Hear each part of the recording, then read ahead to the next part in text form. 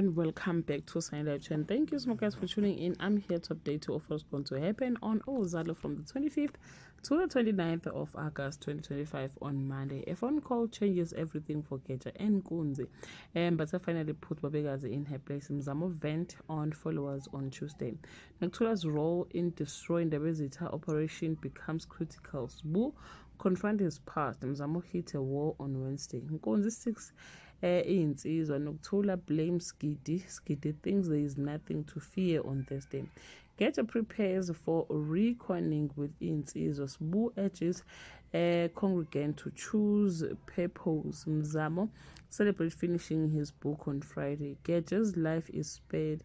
Nkunzi declares war on insizwa. Nomaswazi shoots Babekazi. Sbu faces a tough choice. Well guys, that is all I have for today. Can leave your comment below and share your opinion. Bye.